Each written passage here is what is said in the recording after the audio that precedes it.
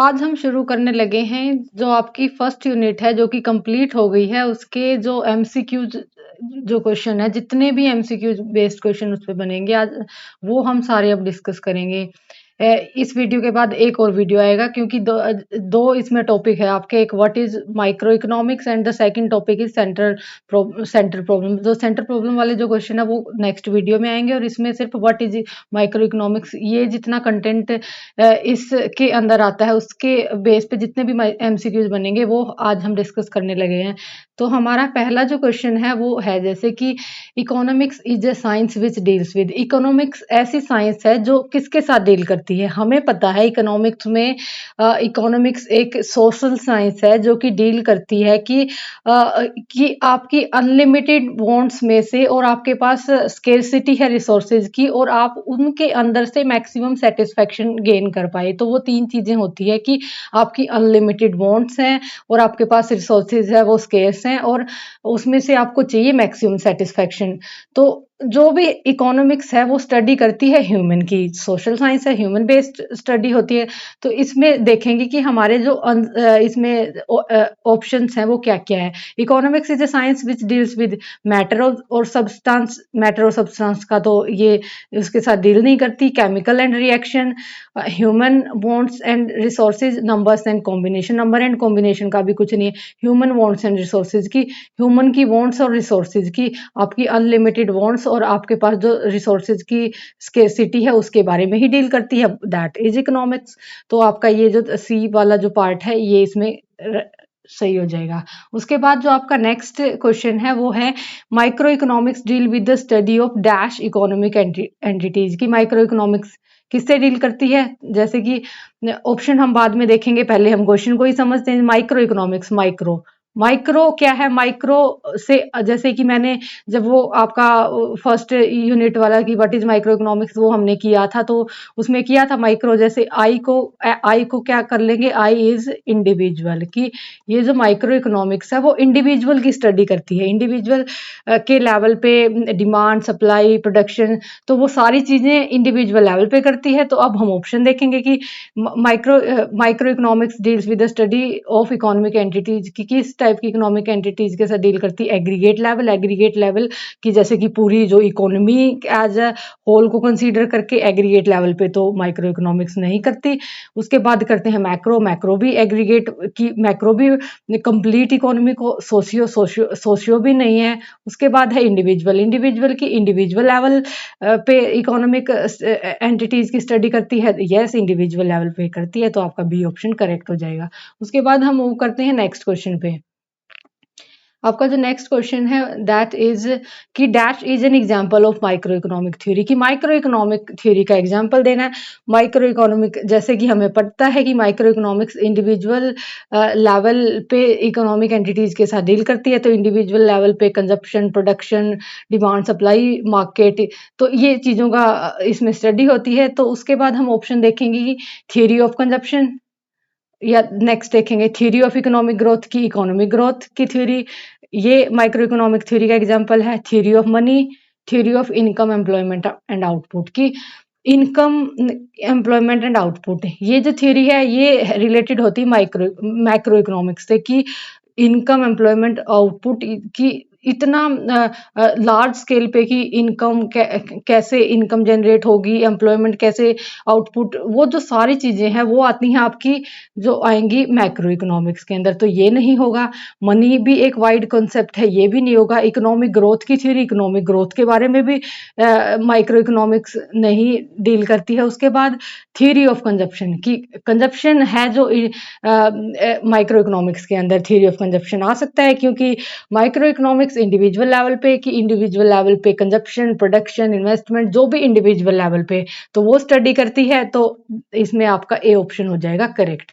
उसके बाद है आपका positive economics is based with. सबसे पहले तो पॉजिटिव इकोनॉमिक्स क्या होता है। पॉजिटिव इकोनॉमिक्स होता है कि जो चीजें फैक्ट बेस्ड होती है, फैक्ट बेस्ड मतलब कि हम उनको वो चीजों को वेरीफाई कर सकते हैं कि अब हम जैसे कोई और एग्जांपल ले लें कि हमारे कोई हमारी इकोनॉमी का ही हम एग्जांपल ले लें कि है कि इकोनॉमी में भी चीज़ें ऐसे वर्क करती हैं जैसे कि आपका हम कह लें कि क्रूड ऑयल की जो प्राइस है वो राइज़ होगी तो डिमांड उसकी कम हो जाएगी।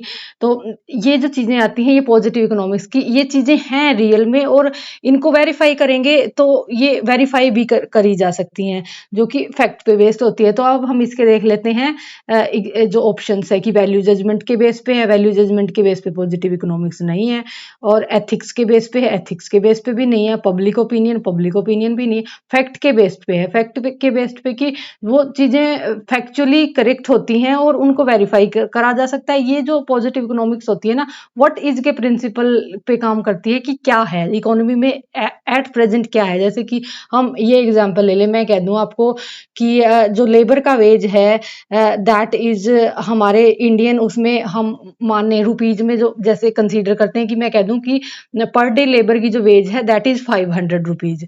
ये है कि ये करेक्ट है या फिर मैं कह दूं कि पर डे जो लेबर की वेज है दैट शुड बी 800 रुपीज की वो दैट इज नॉट करेक्ट कि वो उतनी है नहीं। दैट शुड बी तभी लगा है ना कि वो उतनी है नहीं कि मैं कह दूं कि वो 800 रुपीज होनी चाहिए। 800 रुपीज होनी चाहिए तो वो है ही नहीं। जब वो चीज करेक्ट तो वो पॉजिटिव इकोनॉमिक्स में नहीं आएगा, तो वो आ जाएगा आपका नॉर्मेटिव इकोनॉमिक्स में कि दैट जो चीजें जजमेंट्स के बेस पे या वैल्यूज के मोरल वैल्यूज के बेस पे काम करती हैं कि हमें ये लगता है कि वो चीजें ऐसे होनी चाहिए। जैसे इकोनॉमिक ग्रोथ ज्यादा होनी चाहिए, जो हमारी जो इनकम अपॉर्चुनिटीज हैं या एम्प्लॉयमेंट है वो ज्यादा होना चाहिए। तो जो चीजें होनी चाहिए that comes under normative economics. और जो जो चीजें होती हैं व्हाट इज प्रिंसिपल पे काम करती हैं, जो चीजें फैक्ट के बेस पे होती हैं और जो कि जिनके जो होते हैं जैसे इकोनॉमी में जो एग्जैक्ट सिचुएशन होती हैं that is comes under positive economics. इसी तरह से जो आपका जो हम फिफ्थ क्वेश्चन देख लेते हैं कि जो कि नॉर्मेटिव इकोनॉमिक्स पे आ गया। Normative economics is based on कि किस पे बेस है कि फैक्ट के बेस पे तो है नहीं कि मैं कह दूं कि लेबर की वेज 800 रुपीज होनी चाहिए पर डे। तो वो होनी चाहिए तभी कहा है ना मैंने, क्योंकि वो उतनी है नहीं। तो वो जो होती है वो इनको वेरीफाई भी नहीं करा जा सकता क्योंकि ये उस करेक्ट नहीं होती। वेरीफाई तो तब करी जाती है ना वो जब करेक्ट होती हैं। और तो ये नंबर्स के बेस पे भी नहीं होती, ये डायग्राम के बेस पे भी नहीं होती, ये होती है मोरल वैल्यूज के बेस पे कि ये काम करती हैं should be ought to be के प्रिंसिपल्स पे। उसके बाद हम नेक्स्ट क्वेश्चन पे मूव करते हैं जो कि आपका सिक्स्थ क्वेश्चन है कि economics is a social science which deals with human behaviour as a relationship between. कि वो ह्यूमन बिहेवियर के जो इकोनॉमिक्स है वो सोशल साइंस है जो ह्यूमन बिहेवियर के साथ डील करती है। तो उन जो रिलेशनशिप होता है कि उसमें क्या क्या चीजें होती है इकोनॉमिक्स में। Unlimited and buyers and limited seller, ये तो इकोनॉमिक्स ये एक नहीं होता इकोनॉमिक्स में। जैसे कि इकोनॉमिक्स की डेफिनेशन में ये नहीं आता, मतलब मार्केट्स में अंदर जाएंगे वो चीजें आएंगी तो ये तो मार्केट का कंसेप्ट है तो ये नहीं होता। उसके बाद हम करेंगे unended wants and limited people. Limited people क्या होता है, लिमिटेड पीपल तो होता नहीं है तो ये यहाँ से आउट हो गया, ये ऑप्शन भी नहीं है। उसके बाद consumption and production. Consumption and production तो एक्टिविटीज हैं कि कैसे कंजप्शन इकोनॉमिक एक्टिविटी हैं जो कि जरूरी होती हैं इकोनॉमी में अच्छे से इकोनॉमी को स्मूथली रन करने के लिए, या फिर हमें जो साधन देती हैं अपने अर्निंग के जीविका चलाने के जो साधन होते हैं वो जो एक्टिविटीज होती हैं उनके एक पार्ट में से आता है कंजप्शन एंड प्रोडक्शन। तो उसके बाद जो आपका ऑप्शन बचा यहाँ पे आपका ऑप्शन बचा बी जो कि unlimited wants and scarce resources की। वांट्स तो आपकी अनलिमिटेड है, आपके पास रिसोर्सेज स्केर्स है, उसी के साथ आपकी इकोनॉमिक्स डील करती है। जैसे कि हम इसका कोई एग्जांपल ले लेते हैं, आपके पास जैसे आपको पर मंथ जो पॉकेट मनी मिलती है, हम अपनी जो पॉकेट मनी मिलती है और हमारे जो माइंड में होती है कि मैं उससे इतनी सारी चीज़ें होती हैं कि मैं उससे क्लोथ्स ले लूँगी, मैं अपने उससे कोई फुटवियर ले लूँगी, मैं पार्टी करूँगी, मैं मूवी देखूँगी, मैं इतनी सारी चीज़ें हम सोच लेते हैं। लेकिन जो पॉकेट मनी होती है वो हमारी लिमिटेड अमाउंट में होती है। यानी कि जो हमारे रिसोर्स यहाँ पे मेरे पास पॉकेट मनी मनी की फॉर्म में है, मेरा रिसोर्स वो लिमिटेड है, मैं इतनी सारी चीज़ें नहीं कर सकती। तो अब मुझे उनमें से चूज़ करना पड़ेगा कि मुझे ज़्यादा क्या-क्या उनमें से करना है, कि मुझे अपने क्लोथ्स लेने हैं या मुझे अपने किसी स्पोर्ट्स में उनको स्पेंड करना है, कि मुझे क्या ज़्यादा चाह है करने की, मुझे जब मेरे पैसे वहाँ पे स्पेंड होंगे तो मुझे सबसे ज़्यादा संतुष्टि मिलेगी, तो वो इकोनॉमिक्स है। तो यहाँ पे आपका जो बी ऑप्शन है वो करेक्ट हो जाएगा कि unlimited wants and scarce resources, की ह्यूमन वांट्स है, क्योंकि अगर ह्यूमन का ही बिहेवियर है तो हमें भी पता है ह्यूमन की जो वांट्स है अनलिमिटेड होती है, और इकोनॉमी में जो रिसोर्स हैं वो स्केर्स होते हैं, और हमें उनको इस तरह से यूज करना है सोसाइटी के लिए कि सोसाइटी की नीड्स को सेटिस्फाई किया जा सकते, या फिर हर तरह से मैक्सिमम सेटिस्फेक्शन अटेन किया जा सके। उसके बाद जो नेक्स्ट क्वेश्चन है आपका 7 question, that is resources have dash usages, की रिसोर्सेज के कैसे यूजेज हैं, लिमिटेड यूजेज हैं, लिमिटेड तो नहीं है। जैसे अब अभी हमने जिक्र किया था कि मैं अपने पॉकेट मनी को इतनी सारी चीज़ों में यूज कर सकती हूँ, तो यूजेस तो उसके काफ़ी सारे हैं। उसके बाद हम ये नहीं कह सकते कि अनलिमिटेड है, या फिर अनलिमिटेड नहीं होता। रिसोर्सेज के यूज जो होते हैं अल्टरनेटिव होते हैं। अल्टरनेटिव क्यों होते हैं? क्योंकि कि हमें ये लगता है कि जैसे फॉर एग्जांपल अब हमने जो पॉकेट मनी वाला एग्जांपल लिया था, कि मुझे लगता है कि मुझे क्लोथ्स परचेज करने चाहिए फुटवियर की बजाय, कि ऑप्शन तो मेरे पास दोनों हैं, जैसे उनमें से मुझे कौन सा ऑप्शन ज़्यादा सुटेबल लगता है वो तो किसी इंडिविजुअल को पता होगा कि उसने अपनी मनी कहाँ स्पेंड करनी है। उसके लिए जो मोस्ट करेक्ट जो चॉइस है वो हर इंसान को खुद की पता होती है। तो वो ये होता है अल्टरनेटिव अल्टरनेटिव का मीनिंग, कि जो जो चॉइस हमने जो चूज की है वो मतलब वो कितनी सारी जो चॉइसेस है मेरी, उनमें से जो मोस्ट प्रेफर्ड जो यूज है उसका, इसलिए अल्टरनेटिव होता है। अनलिमिटेड यूजेस नहीं आएगा इसमें, और ना ही आएगा आपका पर्टिकुलर यूजेस। उसके बाद है आपका जो है एट्थ क्वेश्चन पे हम जाएंगे। एट्थ क्वेश्चन है कि which economist divided economics into two branches, microeconomics and macroeconomics। तो माइक्रोइकोनॉमिक्स एंड मैक्रोइकोनॉमिक्स जो कंसेप्ट है वो है आपका दिया था जो रैगनर फ्रिश जो इकोनॉमिस्ट थे आपके, रैगनर फ्रिश, उन्होंने दिया था 19 फ्रिश की स्पेलिंग FRISH ये आएगी, और ये इन्होंने दिया था 1933 में। तो ये इसमें आपका करेक्ट ऑप्शन होएगा कि option D is the correct answer. तो जैसे कि आपका कोई क्वेश्चन ऐसा भी आ सकता है कि रैगनर फ्रिश ने कब ये दो ब्रांचेज इकोनॉमिक्स की माइक्रो एंड मैक्रो दी, तो जैसे कि 1933 में उन्होंने दिया था, तो यहाँ पे 1933 आ जाएगा। उसके बाद 9th क्वेश्चन है आपका कि scarcity is a situation. Scarcity होता है, स्कार्सिटी का जो हिंदी में मीनिंग होता है वो होता है कमी।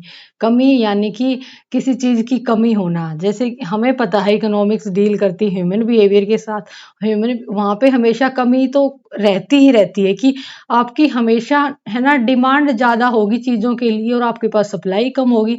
जैसे अगर मनी वाली फॉर्म में हम देखें कि मेरे पास पैसे लिमिटेड है लेकिन मेरी मांगे बहुत सारी, कि मैं इनको यहाँ पे भी लगा दूँ वहाँ पे भी लगा दूँ, तो डिमांड हमेशा ज़्यादा होती सप्लाई से। और रॉ मटेरियल की फॉर्म में देखें तो भी जो रिसोर्स हैं आपके लिमिटेड होते हैं, और आपके पास उनके यूजेज जो वांट्स है आपकी हमेशा अनलिमिटेड होती है। तो हम स्केर्सिटी वो सिचुएशन होती है जिसके जो कि डिमांड ज़्यादा होती है आपकी सप्लाई से, और ये जो सिचुएशन है ना, तभी आपको चूज करना पड़ता है चीज़ों में से कि हम कौन सी चीज लें मोस्ट प्रेफर्ड, कि हमें मैक्सिमम सेटिस्फेक्शन कौन सी चीज देगी, कि सारी तो अब हम ले नहीं सकते क्योंकि सप्लाई की अवेलेबिलिटी नहीं है, कि सप्लाई हमारे पास लिमिटेड है, उसी के हिसाब से हम अपनी डिमांड रखें तो कौन सी चीज लें। तो इसी तरह से इसी के कारण जो इकोनॉमी में चॉइस की प्रॉब्लम है वो जनरेट होती है। तो आपका यहाँ पे सी ऑप्शन करेक्ट हो जाएगा। उसके बाद हम मूव करते हैं जो आपका 10th क्वेश्चन है उस पे। 10th क्वेश्चन है आपका, what is the reason behind economic problem. Economic problem की इकोनॉमिक प्रॉब्लम के पीछे क्या रीजन है। तो जैसे कि जब हमने हमारा जो क्वेश्चन वो किया था जो ये आपका जो सिलेबस वाला जो वीडियो है उसमें जो ये करा हुआ है कि व्हाट इज माइक्रो इकोनॉमिक्स, उसमें मैंने अच्छे से एक्सप्लेन किया हुआ है।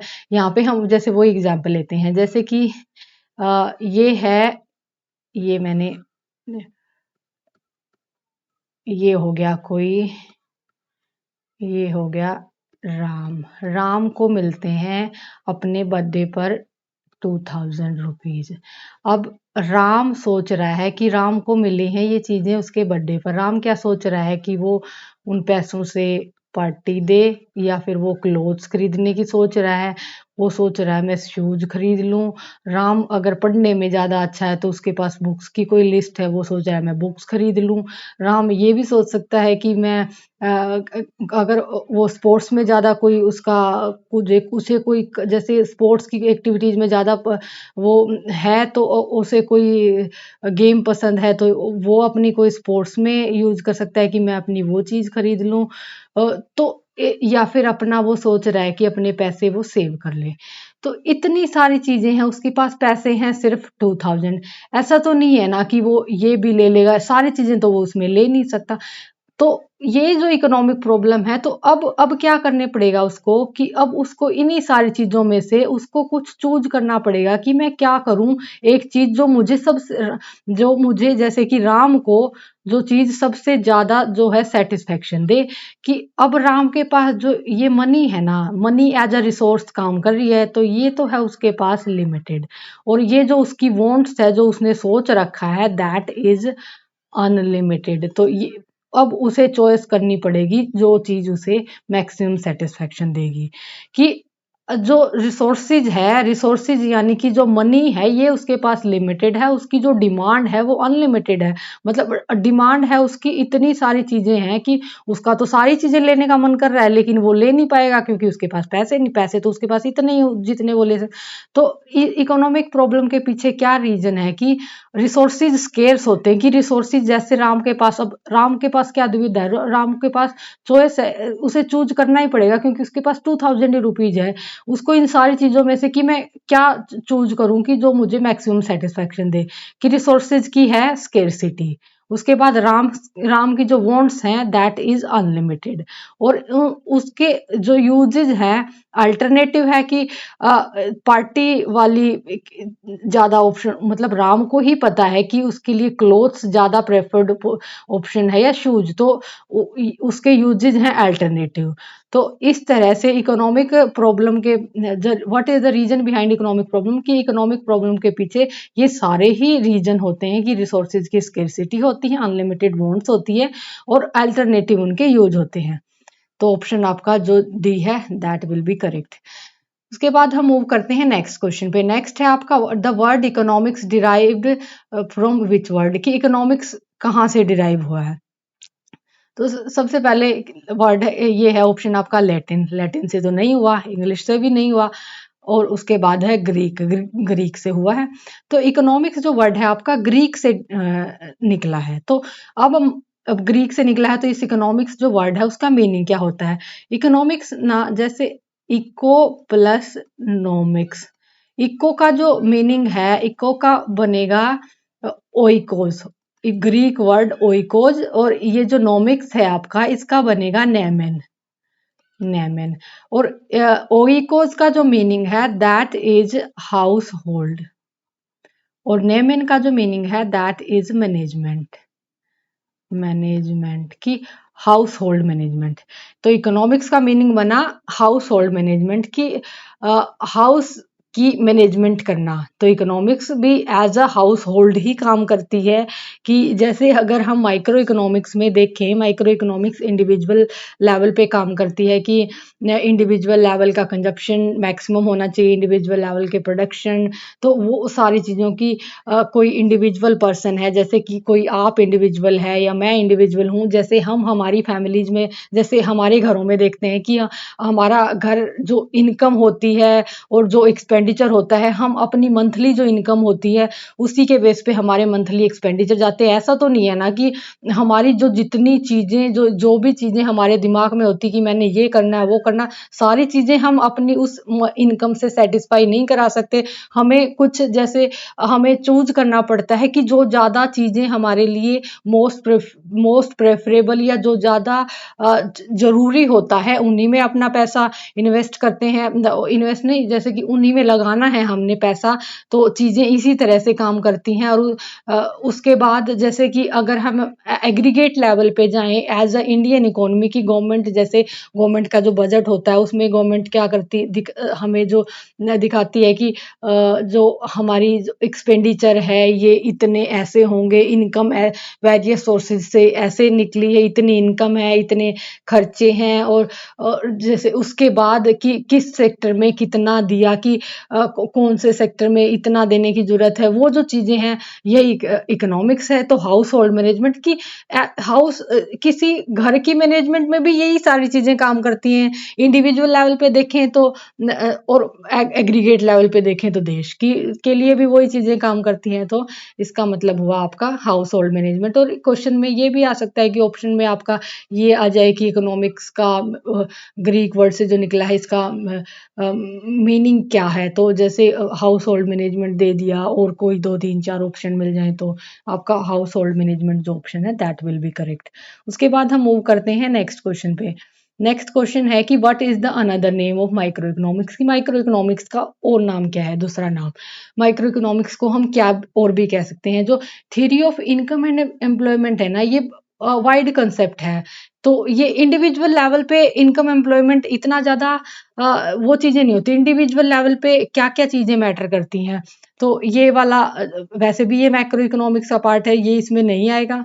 और ये भी नहीं आएगा इनकम थ्योरी। तो प्राइस थ्योरी हम इसको कह सकते हैं कि जैसे क्योंकि प्राइस डिटर्मिनेशन होता है इकोनॉमिक्स में, जैसे एज अ कंज्यूमर लेवल पे और प्रोड्यूसर लेवल पे जो मार्केट्स हैं उनके प्राइस डिटरमाइन होना, ये सारी चीज़ें माइक्रो इकोनॉमिक्स में होती हैं कि प्रोड्यूसर इस तरह से डिसाइड करता है चीज़ों को, या इस तरह से सेट करता है कि उसको मैक्सिमम प्रॉफिट मिले, कंज्यूमर कि उसको मैक्सिमम सेटिस्फैक्शन मिले। तो और मार्केट में ये इन चीज़ों के प्राइस कैसे डिटरमाइन होते हैं, कौन सी मार्केट में कैसे होते हैं, तो ये होता है। तो इकोनॉमिक्स का दूसरा नाम, इसीलिए हम इसको प्राइस थ्योरी भी कह सकते हैं।